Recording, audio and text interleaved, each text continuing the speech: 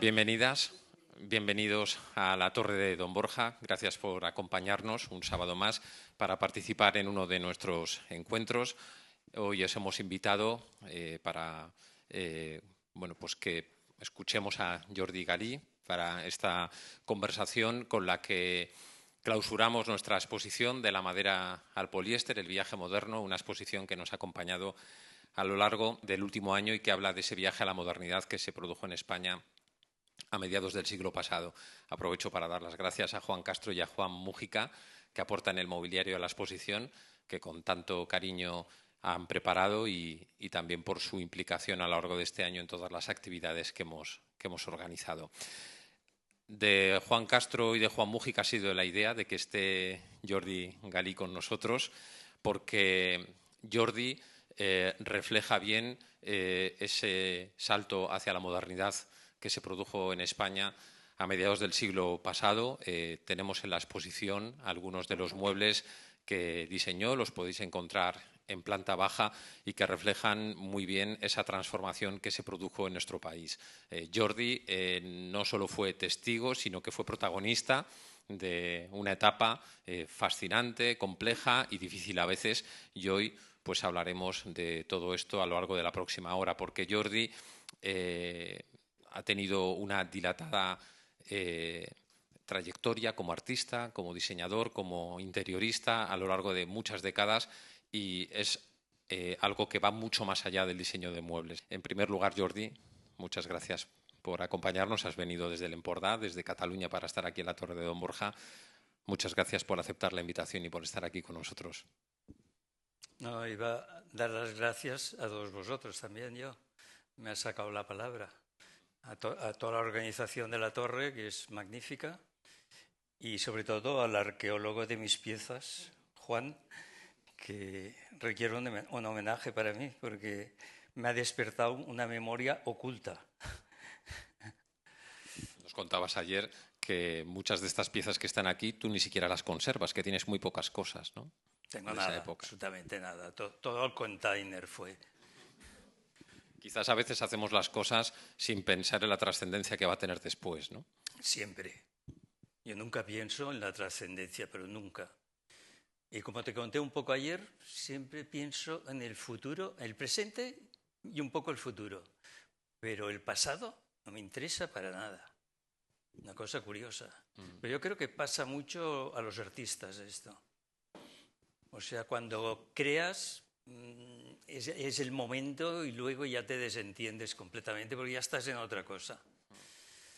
Tú naciste en Barcelona en 1944 y creciste en una familia muy vinculada al arte, al diseño. Tu abuelo era pintor, tu padre Jordi Galí Figueras. Tenemos también uno de los muebles del padre de Jordi en la exposición. Es considerado uno de los promotores del diseño en Cataluña. ¿Cómo fue crecer en una familia así? ¿Cómo fue esa infancia, esa juventud? ¿Qué supuso para ti? Bueno, yo lo considero una injusticia.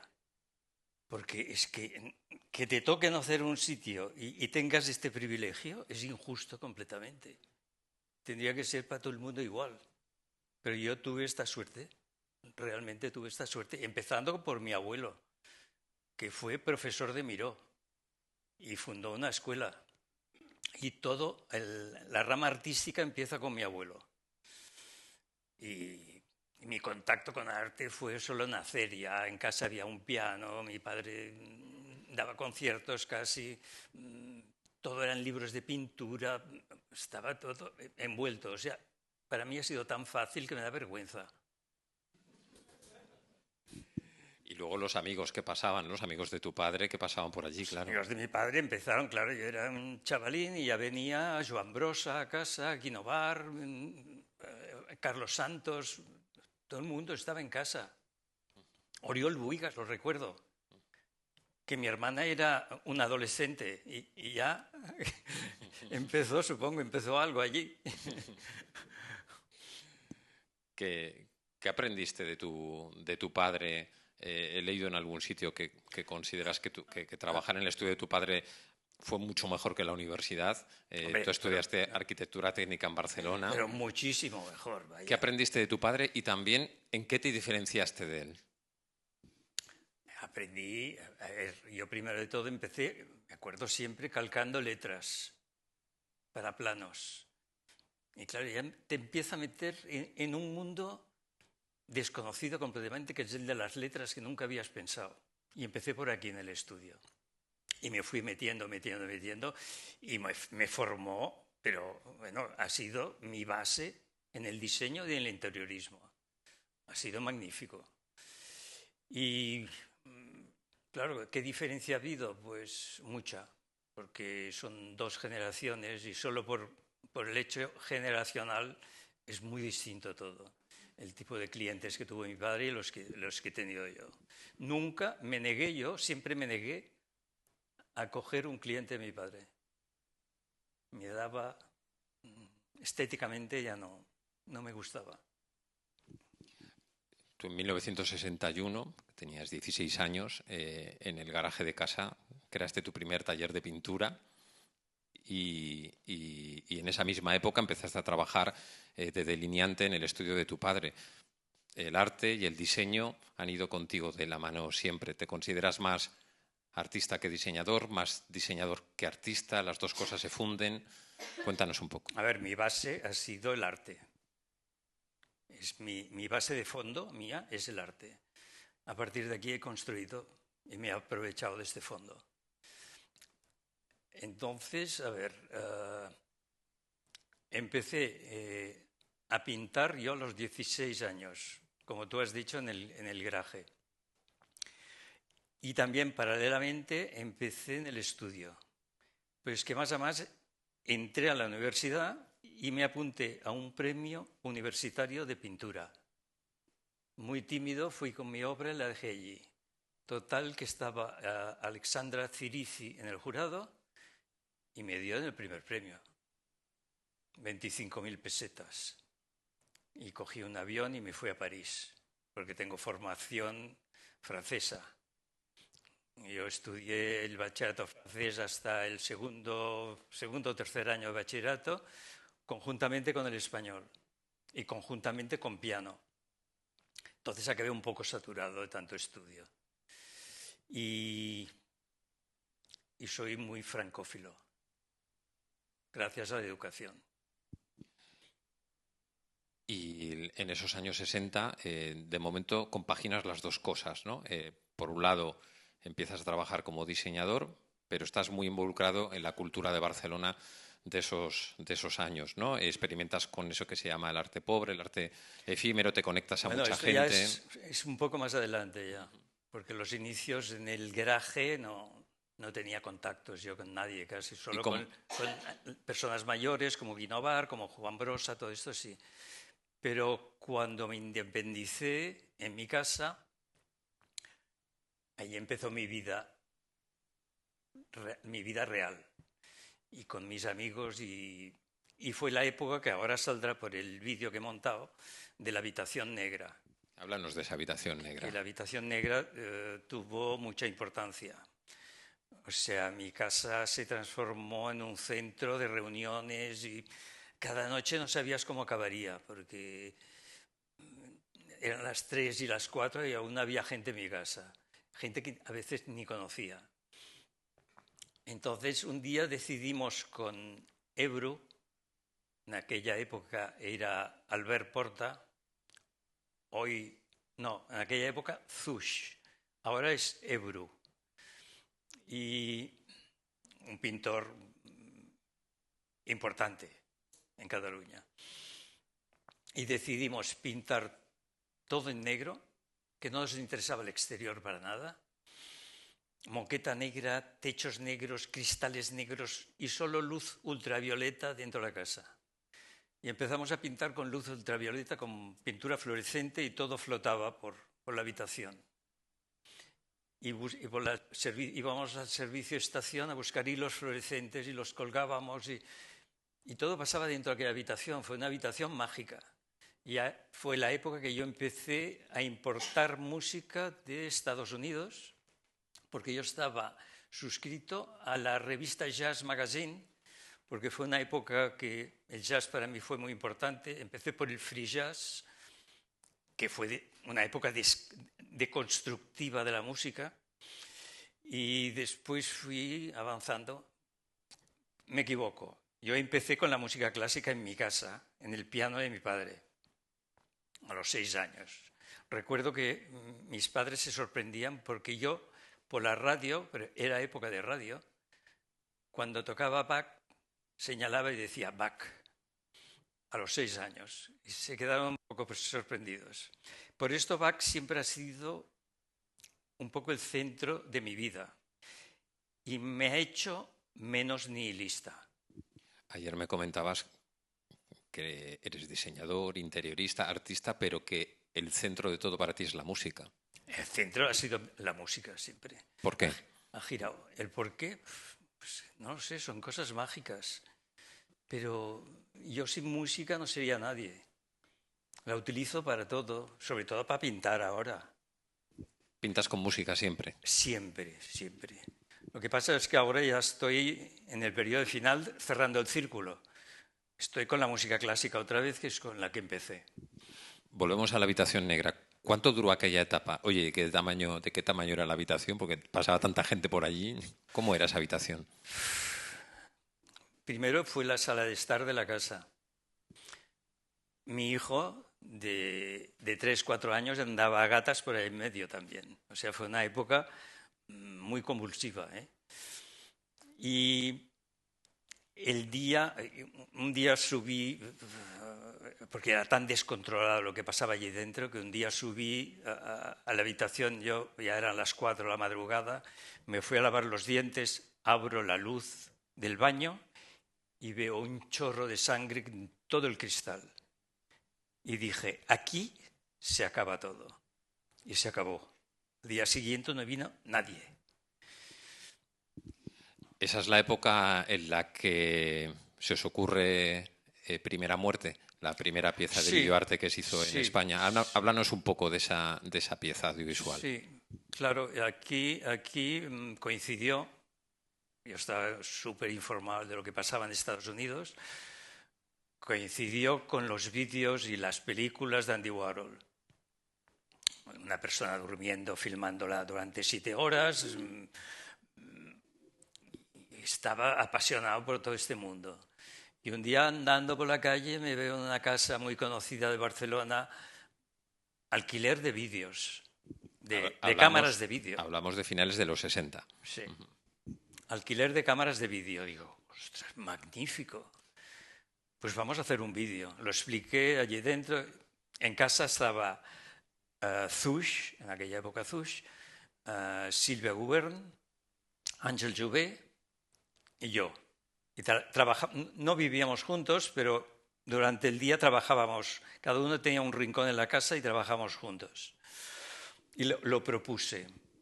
Y todo el mundo se quedó un poco sorprendido de hacer un vídeo y tal. Y total que hicimos un vídeo que al final el resultado fue como el Déjeuner sur l'herbe, el famoso cuadro de Manet, que hay los 3 personajes que no pasa nada. Pues el resultado del vídeo fue esto. No pasaba nada, era trozos de la vida diaria, moviéndonos por la habitación negra, hablando. Ángel Jouvet leyendo a William Burroughs, se pasa todo el rato leyendo a William Burroughs, que también salió de mí todo esto. Nadie sabía quién era William Burroughs. Y nada, entonces lo presentamos, a cabo de un tiempo lo presentamos en el Colegio de Arquitectos en Barcelona. Y se nos ocurrió al momento de presentarlo aprovechar las ventajas del vídeo y grabamos, que ahora lo hubiéramos podido hacer aquí también, la entrada de todo el mundo. Y claro, esta cosa tan instantánea nadie estaba acostumbrado. Todo el mundo está acostumbrado al cine, que es un proceso largo. Y lo pasamos, una vez pasado el vídeo Primera Muerte, pasamos la entrada de todo el mundo. La gente se quedó un poco. Y aquí pasa algo distinto. Y ya está. Ahora tenemos Internet, que nos permite acceder a la información con mucha facilidad. ¿Cómo era conseguir revistas en aquella época, música, libros que eran difíciles de localizar? Todo por correos o importación directa desde Estados Unidos con mucho esfuerzo. Ir al aeropuerto, despachar aduanas, pagar aduanas, irse a casa. Todo, un tinglado era. Además, claro, comprabas disco y te llevaban al cabo de 2 meses, peor que AliExpress ahora. ¿Cómo recuerdas aquella Barcelona? ¿Eh? La Barcelona de esos años, ¿cómo la recuerdas? Gris. Es lo único que puedo decir, era una cosa... O sea que aquí tampoco me veo ningún mérito, porque despuntar era lo más fácil del mundo.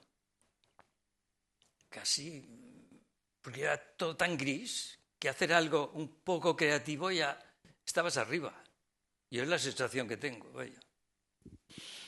De manera paralela, vas trabajando con el diseño en el estudio de tu padre y te dan un premio importante, el FAT. ¿Qué supuso ese premio para ti, el FAT de interiorismo? Yo no lo sé valorar bien qué hubiera pasado si no me hubieran dado el premio. Pero claro, este premio lo que pasó es que me hizo abandonar la pintura.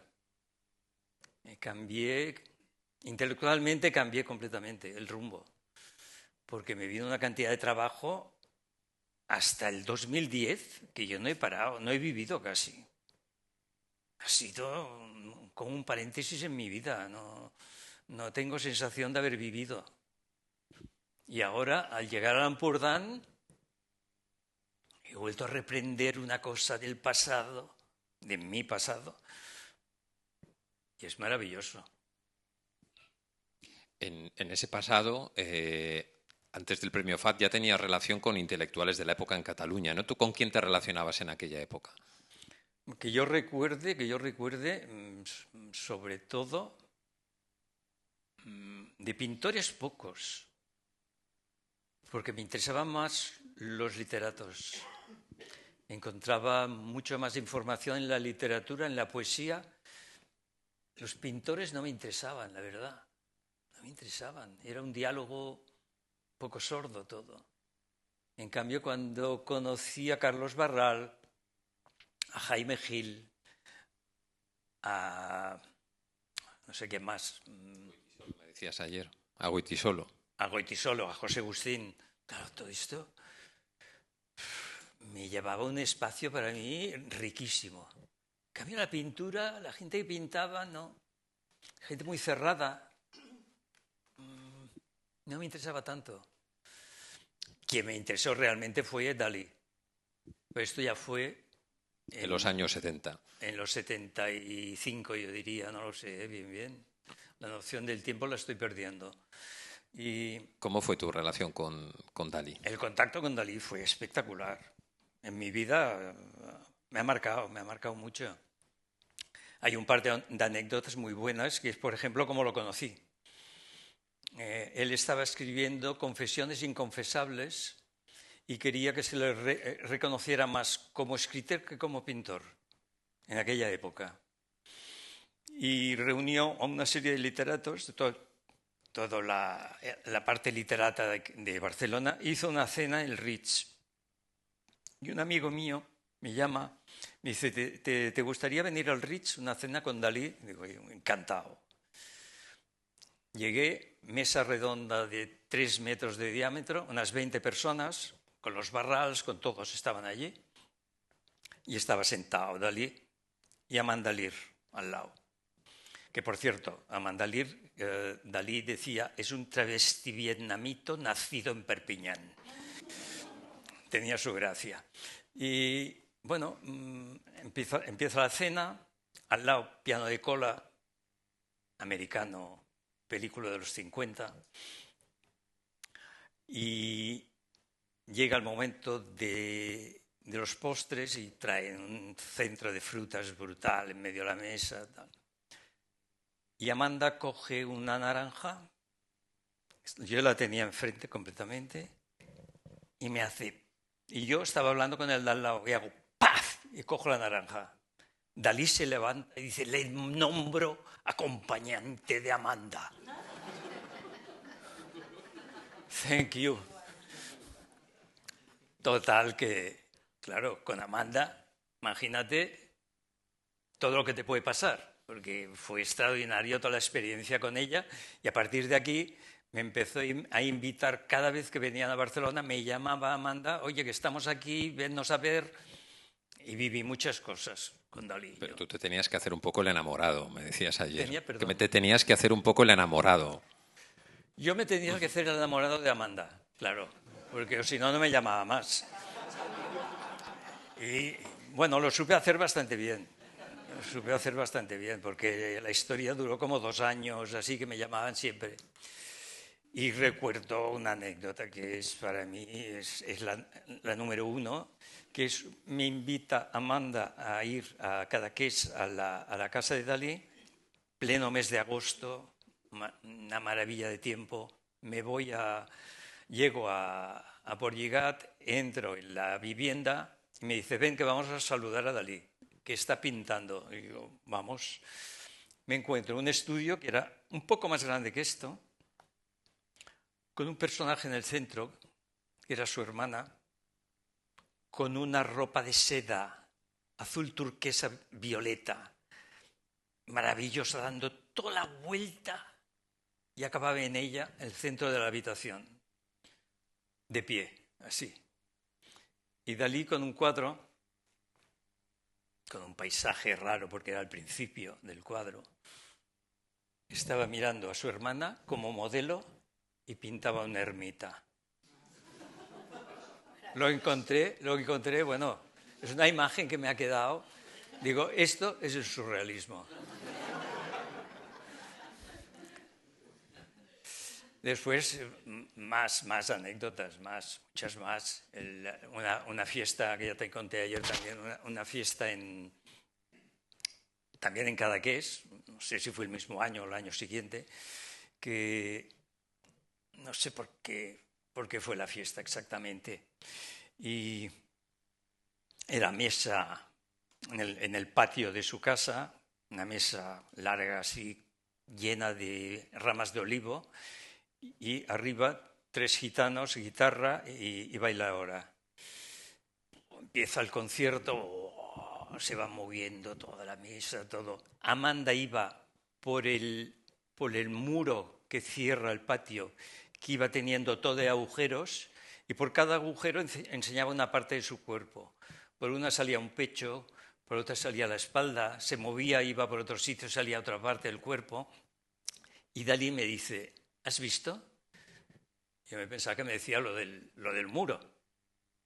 Me dice, las moscas nunca se tocan. O sea, no miraba ni los gitanos, miraba las moscas. Bueno, una vida impresionante. Un personaje impresionante, Dalí. Después en el Ritz también, otra fiesta con adolescentes. Me encontré, tenía una suite, que de un lado vivía Amanda y en el otro él, un baño romano en el centro, y había unos adolescentes sin nada de cintura hacia arriba. Y tenía un papel inmenso en el suelo, y él con una pluma, llevaba los lápices DAC, una gilet, iba esparciendo colores y con la pluma los movía un poco y los untaba de Nivea y los metía el cuerpo encima del papel. Y con esto después él trabajaba, supongo. Ya no, pues era todo un montaje en el Ritz que hizo. Volviendo al diseño de interiores y de muebles, después del premio FAT Interiorismo, por el trabajo en una librería en Barcelona, te dedicas por completo al diseño y comienzas a trabajar con nuevos materiales, ¿no? Los muebles que tenemos en la torre expuestos son un buen ejemplo. Cuéntanos cómo llegas a producir ese tipo de muebles con fibra de vidrio y con esos colores, en qué te inspiraste y qué importancia tuvo para ti el viaje, en concreto los viajes a Italia, a Milán. Hombre, el viaje a Italia a mí, claro, es que aquí todo era gris, todo era ceniza, todo era quemado, no había nada. Y el primer viaje que hice a Italia fue como una explosión. Claro, conocí a Zanota, todo el mundo allí, los diseños. Y cuando vi una silla, aún me acuerdo, que yo la compré en una tienda después, una silla de Zanota hecha con ABS inyectado. Dije, este es un camino, el camino casi de la escultura en el diseño, porque ya no hay maquinaria de esta convencional que todo lo hace a 90 grados. Es una maravilla esto. Es un poco romper con la Bauhaus, que la considero básica en la historia del diseño, ¿eh? Y llegué a Barcelona, se lo planteé a un amigo mío que siempre me llamaba para atravesar el Sahara. Porque los moldes costaban muy caros, ¿no? Los moldes para hacer esa silla, los moldes que costaban No, caros. ahora voy. Este amigo mío que me insistía en atravesar el Sahara en 2 caballos, que al final lo hicimos, con un mapa Michelin, íbamos en medio del Sahara, y me dijo, oye, esto que me estás explicando el mobiliario, tú tienes era ingeniero él, tienes una solución muy fácil. Esto de 2 millones, un molde de ABS, no es así. Haz poliéster. Y digo, ¿y qué es poliéster? Dice, una piscina. Me dice, coges fibra de vidrio, haces un molde que vale 2 duros y ya tienes la pieza hecha. Dije, pues es verdad, esto es, para nuestra economía es esto. Es que no es otra cosa, no somos Italia nosotros. Y así empezó todo, con una libertad de formas y de colores. ¿Y cómo fueron acogidos esos muebles? ¿Cómo fueron acogidos los muebles? ¿Cómo fueron recibidos? Hombre, yo creo que bien, no lo sé. Empezamos vendiendo muy poco porque lo hicimos solo para la tienda que montamos en la calle Balmes, Tecmo. Lo hicimos un poco en exclusiva para la tienda.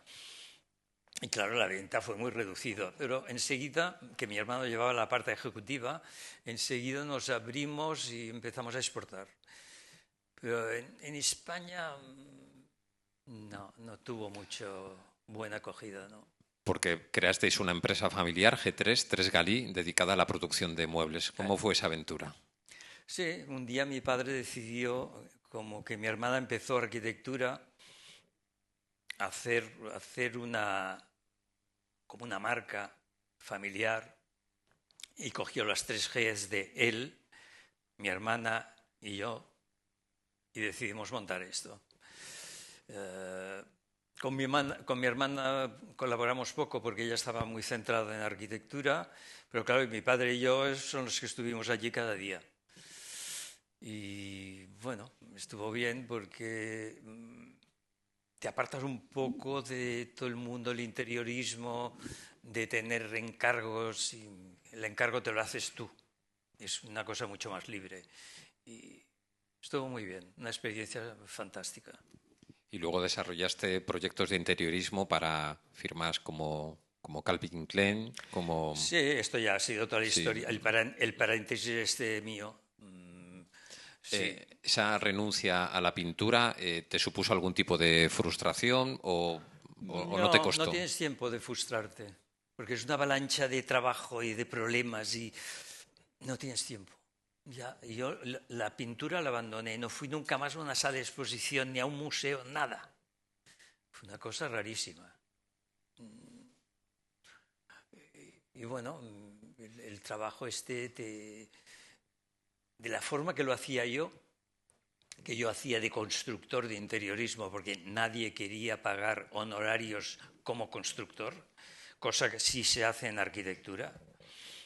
Pagas a un constructor y pagas al proyecto. Pues aquí, en Barcelona por lo menos, solo te pagaban por el proyecto y ya te espabilarás. Entonces esto es muy duro. Te obliga a un trabajo de secretaria, de teléfonos, horrible, que es lo que menos te interesa. O sea, te pasas un mes con un proyecto y 1 año y medio para una ejecución que todos son problemas. Y problemas que no te interesan mucho, que no...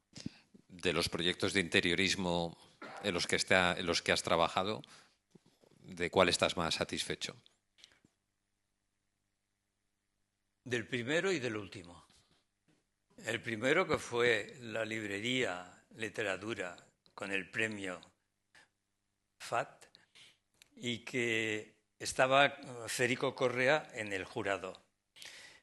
Y al final me viene y me dice, te hemos dado el premio a pesar de haber dejado la barandilla original del local.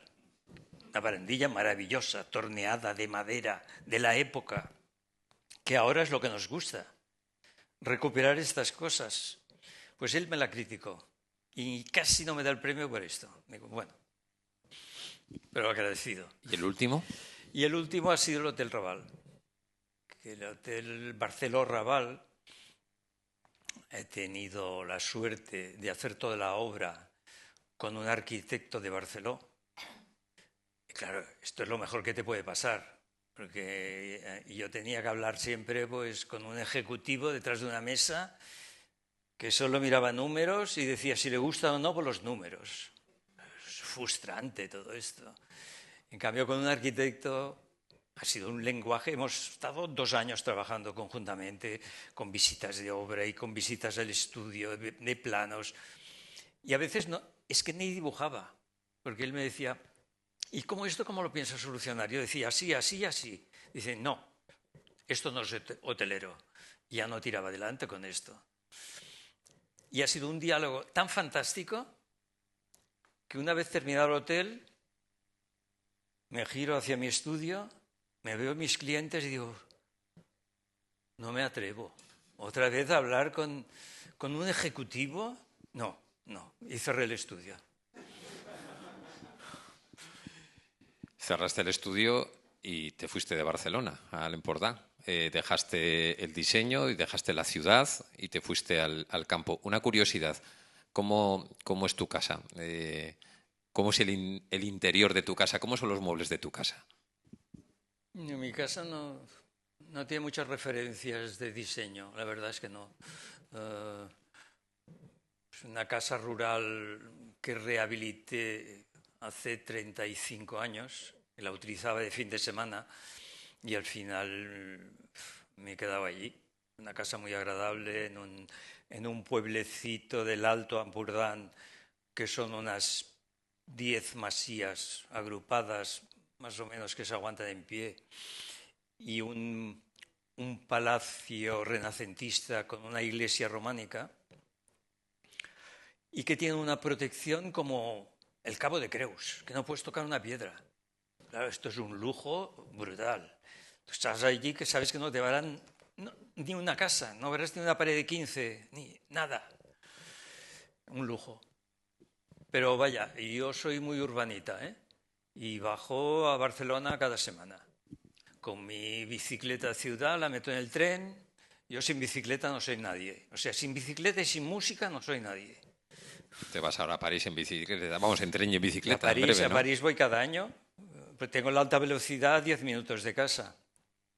Y me dejan en la estación, desmonto las 2 ruedas de la bicicleta, las meto en una bolsa ya alta velocidad, en normativa francesa, meto la bici allí, llego a Gare de Lyon, monto las 2 ruedas y ya estoy pedaleando por los Campos Elíseos. Es un lujo, es un lujo.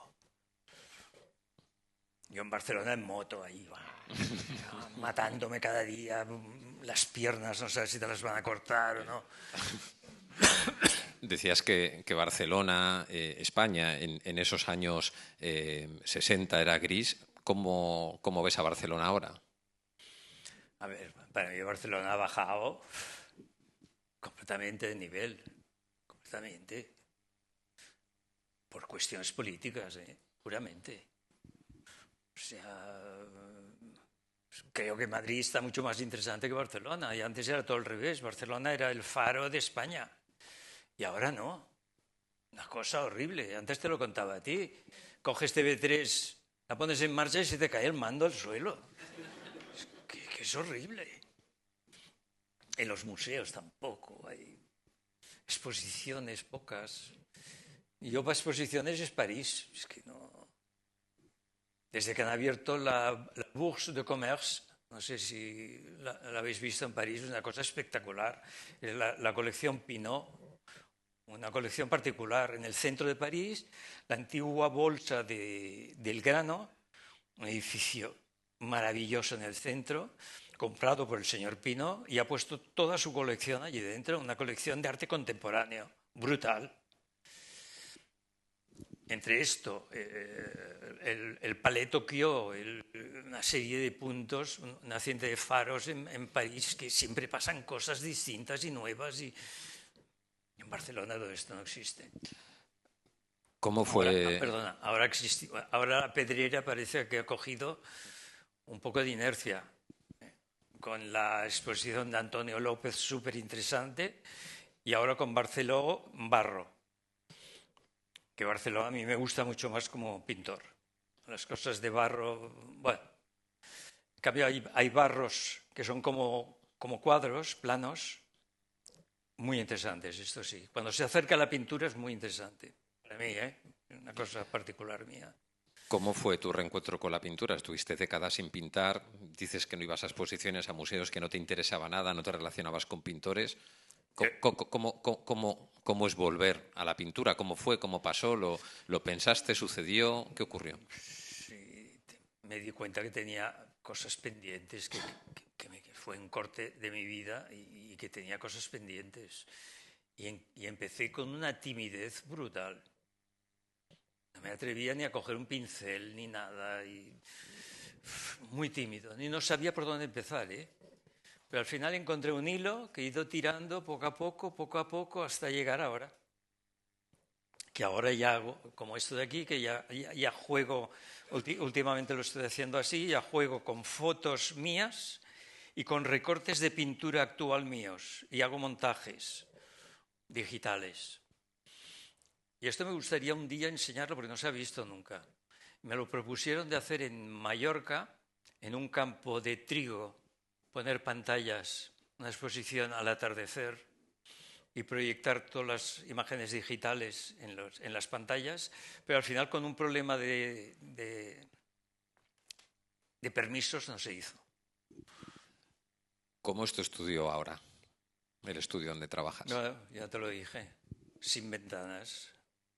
No me gusta tener ventanas. He vuelto a la habitación negra, ahora me doy cuenta. He vuelto a la habitación negra. O sea, no tengo ventanas. Y esto que pinto con spray, lo que procuro es con el spray pintar en el exterior, porque es súper tóxico, y además con mascarilla y todo. Pero mi estudio es muy pequeño, maltratado, pero me gusta. Con vistas no podría trabajar yo. ¿Te distraerías? ¿O que te pones a mirar y te olvidas de trabajar? Te distraes con todo. Y a mí me gusta la concentración y nada más, aquello y nada más. Perdona, siempre tengo internet abierto, O sea, yo en este pueblo, si no tuviera fibra, que llega una fibra a una velocidad que tengo una casa alquilada a un francés y me ha dicho que tiene una velocidad tan espectacular en estas 4 casas que hay, el doble que tiene en el despacho de Barcelona. Y yo si no tuviera internet allí no estaría. Y cuando pinto siempre tengo el ordenador abierto, porque estoy trabajando y así y tengo 10 minutos hasta que no se seque una cosa, me meto en internet, me voy a donde sea, a Australia. ¿Qué ha supuesto internet para ti? Más que internet, lo primero que supuso fue la informática. O sea, yo fui de los primeros que transformé el estudio de interiorismo a la informática en Barcelona. Me acuerdo que lo estuve hablando con Óscar Tusquets en un viaje que hicimos a Alemania y él me comentó que acababan de montar 6 ordenadores. Estaba un poco espantado porque había 6 ordenadores en el estudio. Y yo lo hice al mismo tiempo y fuimos de los primeros, yo creo. ¿En los años 80 o...? Sí, 80 debía ser, sí. Pero claro, yo lo hice en un plan autodidacta total. Tuve la suerte que mi hijo estudiaba ingeniería de telecomunicaciones y un día me vio con el Parallax y me dice, ¿qué haces con esto? Digo, pues mira, dibujar. Dice, pues que en la escuela solo dibujamos con ordenador. Explícamelo. Entonces, en el ordenador de casa, que era un PC de aquellos que tardaba 200 años en ponerse en marcha, me puso el AutoCAD. Me lo trajo de la escuela y me lo puso. Y yo terminaba el día de trabajo, subía a la habitación y empezaba a investigar. Y me pasé un año investigando, hasta el día que me atreví a coger el ordenador y llevarlo al despacho y mirar la cara de mis ayudantes. ¿Perplejos o asustados? Hombre, asustados. Y tenían motivos, porque al momento que se informatizó, tuve la mitad éramos pocos, éramos 5 personas. Y quedó a 2. ¿Cómo es tu rutina para pintar? ¿Pintas por las mañanas? ¿Pintas por las tardes? Sí, ¿Tienes un horario? ¿No? sí, me he impuesto pintar por las tardes.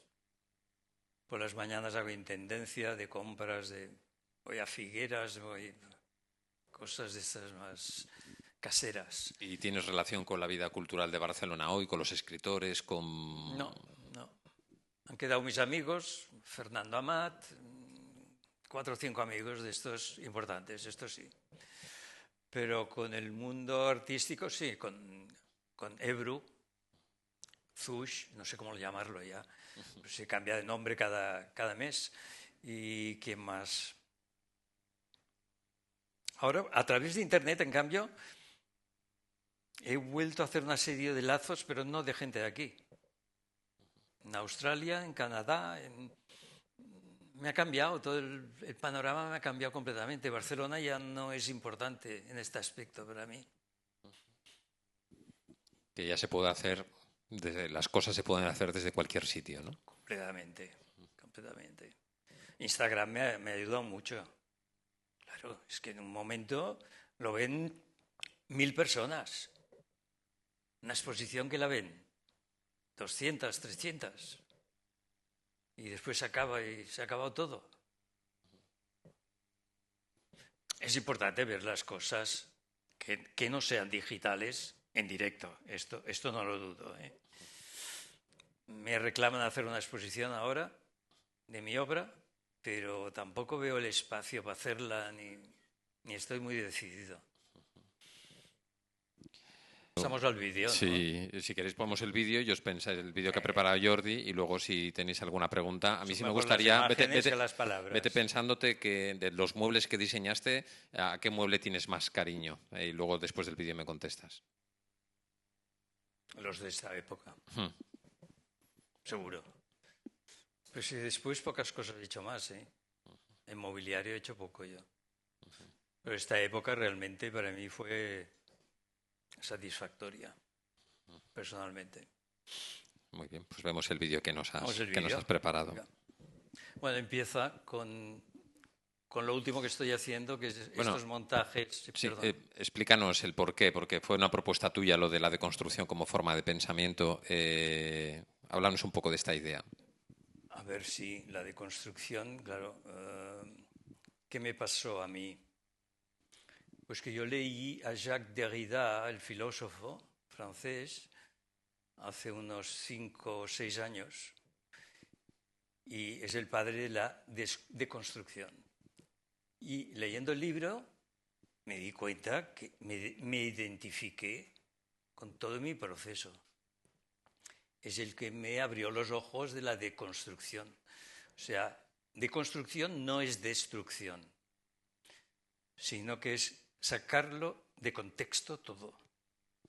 Porque nacemos con un lenguaje que nos pensamos que lo aprendemos y es el lenguaje que entra dentro nuestro y nos utiliza, porque está hecho ya por el poder. Entonces, cuando te das cuenta de esto, desestructuras todo, te lo planteas de nuevo y construyes otra vez.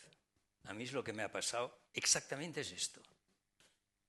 Derrida es súper interesante, ¿eh? Igual que Foucault. Vamos a ver el vídeo. Bueno, aquí esta foto de fondo es de lo último que estoy haciendo, que es, yo salgo mucho en bicicleta por la montaña de Nampurtán y aprovecho mis salidas para hacer fotos para los fondos digitales. Entonces todo lo digital es mío, no hay nada que sea de un tercero o robado por ahí, no, todo es mío. O sea, cojo un fondo casi siempre hecho por mí en bicicleta y encima hago un collage de mis últimas obras, nada del pasado. Y esto está hecho así.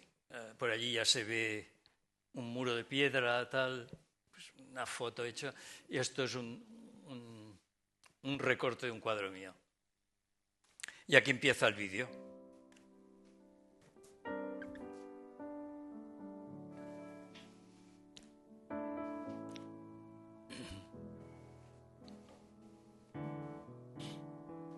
Aquí empieza la pintura. Premio de pintura universitaria, no fue este cuadro. Esto está en la colección permanente del MANAC. Esto es mi época pop.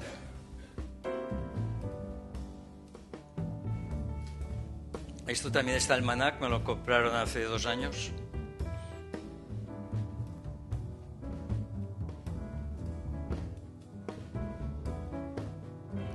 Aquí empieza la habitación negra, este es el jardín.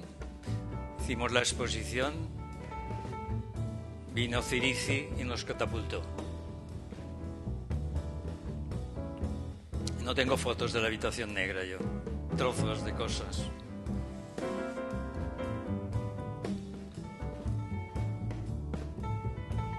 Esto es un espejo en un rincón.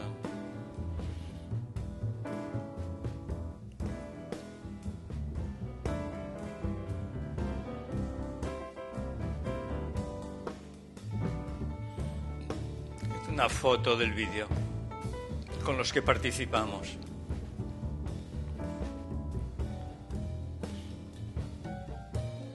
Aquí empieza la importación de todos los músicos de la generación beat americana, The Fax, Gary Peacock, bueno, Albert Ayler.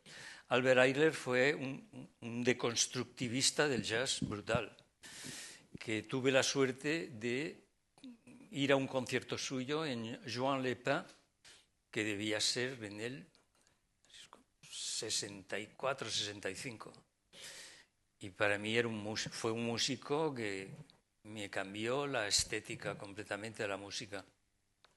Era un saxofonista con un saxofón como de plástico blanco, y cuando tocaba yo lo veía a 20 centímetros del suelo, levitaba.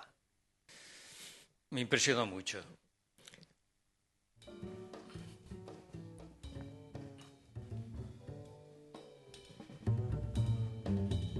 Aquí ya empieza el mundo del diseño.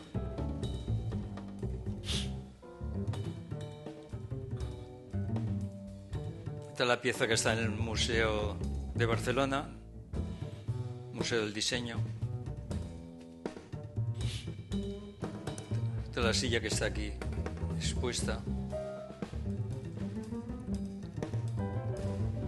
Y esta fue mi última exposición.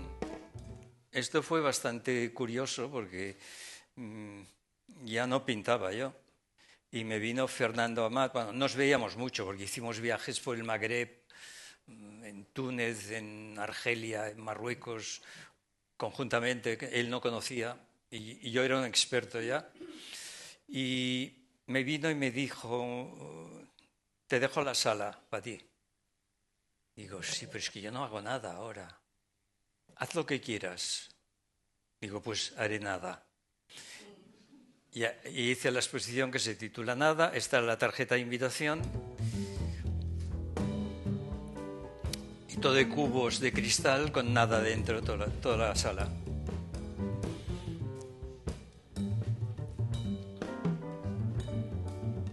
Y aquí solo pongo una obra que es el hotel, que es porque de la primera no tengo imágenes.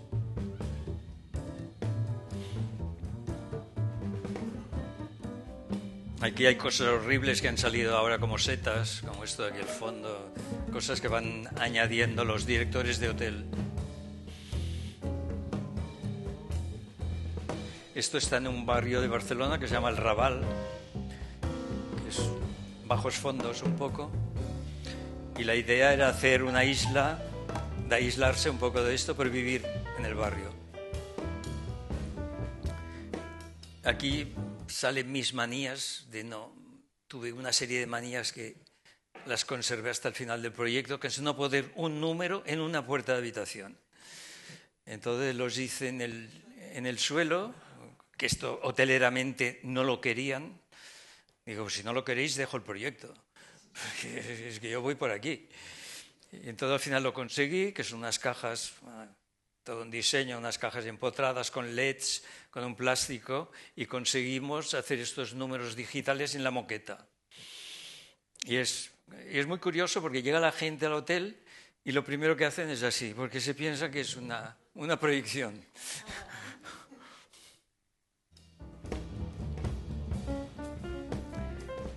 La habitación también hay un diseño curioso que es la ducha es una cinta de Corian, que es la ducha con el lavamanos, todo conjunto, con un espejo, claro, colgado del techo. Y otra cosa también de la habitación que fue una obsesión es no tener las típicas cortinas así. Entonces la cortina corre con un rail curvo por aquí, la ventana está aquí y corre por la pared que está la columna de la televisión por detrás. O sea que no son las cortinitas estas, que me pone histérico a mí esto. El suelo también es importante. El despiece, este despiece de suelo también fue una obsesión porque claro, la planta es elíptica y si hubiera sido un cuadrado hubiera sido horrible las entregas de un cuadrado con una elipse de trocitos por allí, horrible. Y esto ya desdibuja todas las entregas en todas las paredes.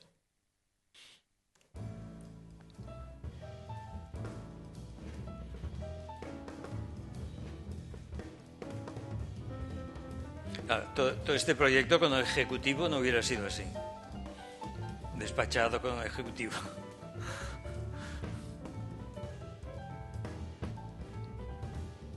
Aquí han aparecido algunas cosas, pero vaya. Todos estos tubos que cuelgan es para insonorizar el espacio porque el suelo es duro y todos son cristales.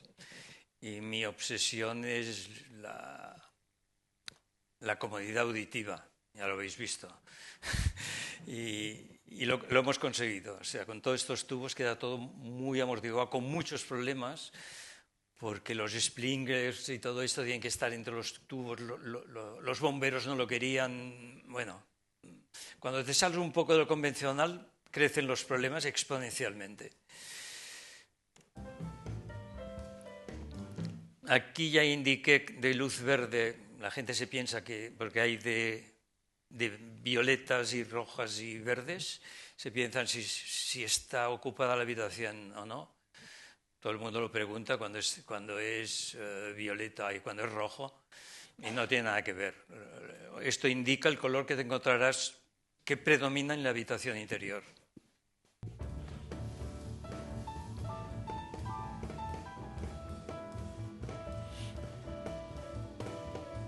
Esto es l'Empordà, ya. Esta pintura ha tenido una historia reciente curiosa, porque se titula Alaska se muere, y debe tener 4 o 5 meses. Y me invitaron a una conferencia de ecologismo en Gerona hace 3 semanas o 4. Y claro, eran activistas y eran gente comprometida con el activismo, ya lo diré. Y oye, había la misma cantidad de gente de aquí. Y Y la chica que hizo la película, pero que hizo una película andando por no sé dónde, entre paneles solares y tal, dice, pero tú, ¿no has pensado en Instagram? Dice, bueno, sí. Y digo, mira, te voy a explicar una cosa. Yo hice este cuadro lo terminé hace 3 días. Ayer lo colgué en Instagram. Alaska se muere. Lo han visto como mínimo 2.000 personas. Aquí somos 30. Sí, lo estoy pensando. Piénsalo bien.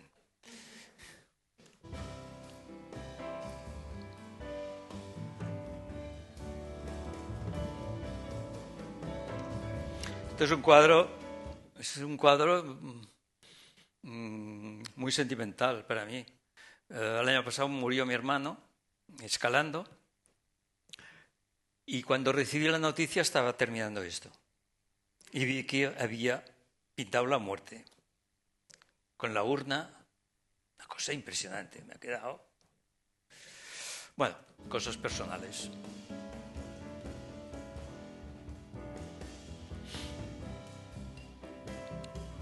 Todo esto de fondo es papel de plata para hacer relieves, para no tener una cosa plana. Aquí es quemando la tela. Bueno, total que lo aprovecho todo. Aprovecho el fuego, aprovecho... Estos últimos están hechos con un panel nido de abeja de cartón. O sea que tiene dentro una estructura de cartón que la aprovecho muchas veces recortándola. Todo esto es spray, todo. Y últimamente es casi todo spray. El panel este es un felpudo para limpiarse los pies en las entradas de las casas, comprado en los chinos, incorporado aquí. Los chinos los utilizo mucho, pero realmente los chinos a veces me sorprenden.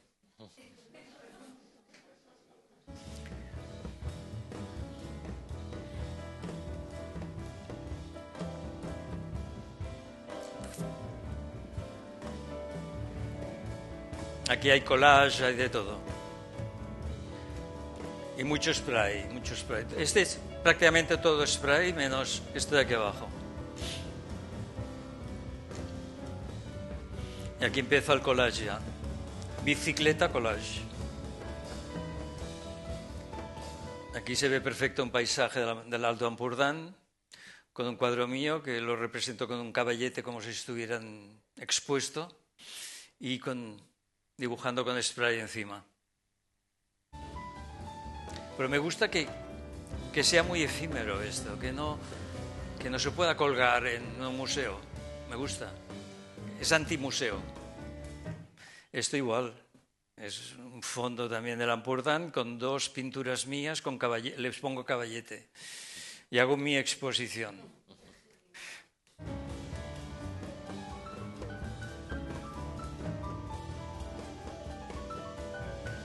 Esto está dibujado sobre cartón ondulado, 3 capas.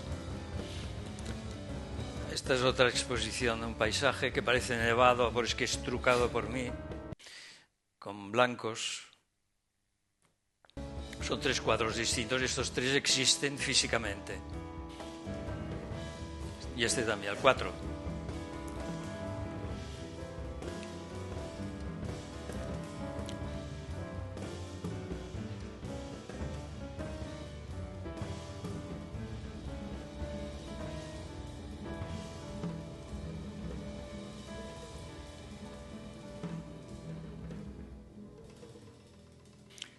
Y aquí se acaba.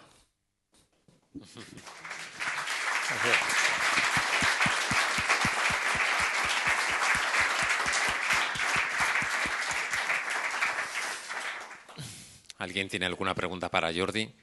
Sí, Nieves. Bueno, me va a escuchar. Vale. Sí, vale. Muchas gracias, ha sido muy interesante. Agradezco que comenzase diciendo que era injusto, que hubiese tenido todo lo posible para ser quien es, pero usted no tiene la culpa. Duda. Lo mejor es dudar. Lo único que interesa son las preguntas. La contestación no interesa. Hemos tenido una contestación a una pregunta de la existencia de Dios que nos ha condicionado desde el Génesis hasta ahora, con cosas falsas que no se aguantan.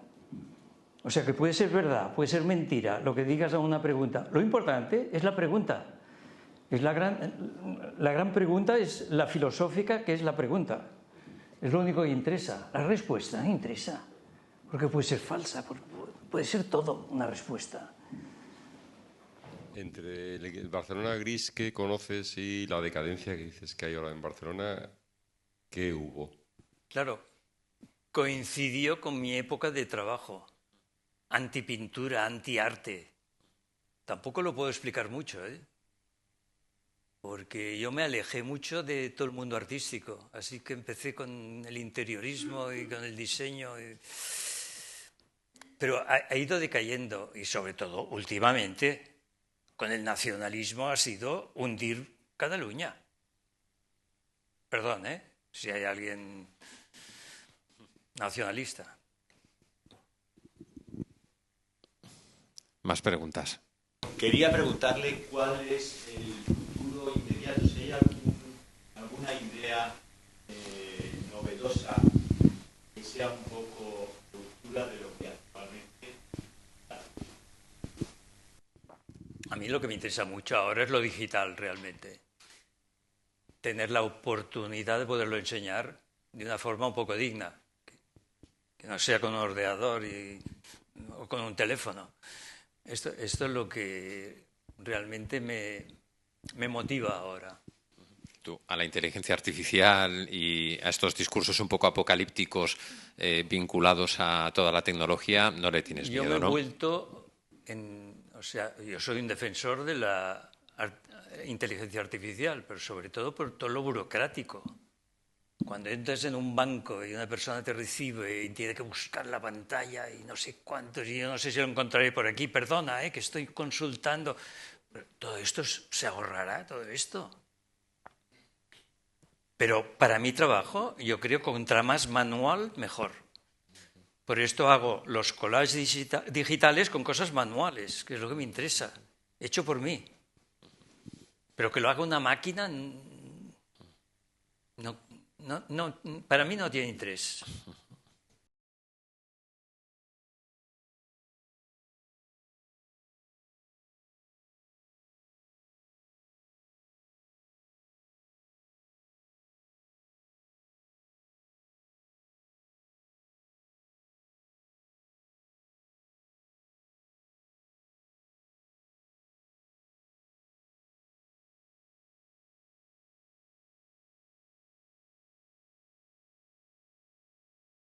Absolutamente, primero es la persona. De la persona es donde sale todo. Yo me miro a mí mismo, si no hubiera tenido esta educación, si no hubiera nacido en esta franja de la tierra súper estrecha, que es un privilegio, yo no haría lo que hago. O sea, primero es la persona, siempre. Claro, la habitación negra, después me di cuenta que fue un proceso de construcción. Pero yo empecé con la desconstrucción a los 6 años, haciendo el gamberro en el colegio, por ejemplo. Esto ya es un principio de construcción y de ver qué pasa y separarlo de contexto y analizarlo. Inconscientemente, ¿eh? Fue Derrida el que me lo explicó, lo que había hecho. ¿Dalí sería otro gran deconstructor? No, Dalí fue... No. Para mí no tuvo nada que ver con... Bueno, él era un autodeconstructor y constructor, claro que sí. Es que cualquier creación yo creo que tiene que salir o tiene que tener un grado de deconstrucción. O si no te apoyas en la tradición, que no interesa nada, la tradición. Interesa, pero interesa poco en lo creativo. Pues nada, me gustaría hacer una última pregunta. Ya hablamos de esto anoche en la cena. ¿Qué te ha enseñado a ti la pintura?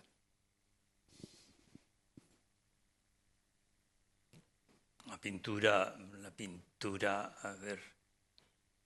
Pero me ha enseñado mucho, lo he visto últimamente, a escuchar música.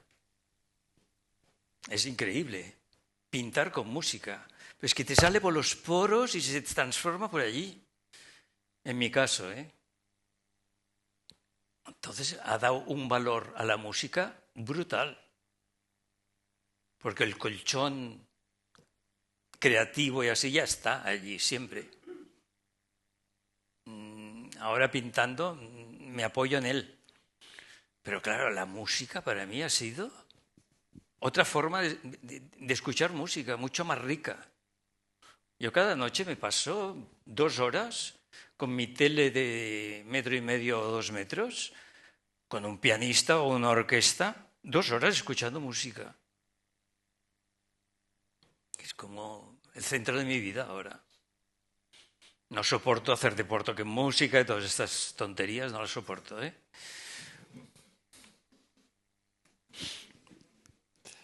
Pues, hay una pregunta allá al fondo. ¿Qué preferirías, quedarte ciego o sordo? No. ¿Qué preferirías? ¿Qué preferirías, quedarte ciego o sordo? Ciego. Toda la vida. Déjame tocar madera, ¿eh? Por esto. Hostia. Bueno, claro, la lectura también tiene importancia, ¿eh? Por suerte no tenemos que elegir hoy. Sí. Pero yo sí, me he olvidado una cosa de explicar que tiene un poco de ver con la vista. Que una obra de arte, lo importante es lo que pasa detrás de los ojos, no la evidencia. La evidencia no interesa nunca. Interesa detrás de los ojos. Siempre explico yo que nuestros ojos son Aristóteles y detrás del cerebro está Platón. Lo importante es el tránsito este. Ni que se quede aquí, ni que se quede en Aristóteles, que es todo lo que está en medio, que se está moviendo. Esto es el valor del arte. Muchas gracias por todo, Jordi. Gracias a Nos todos, ha encantado escucharte a lo largo de esta hora.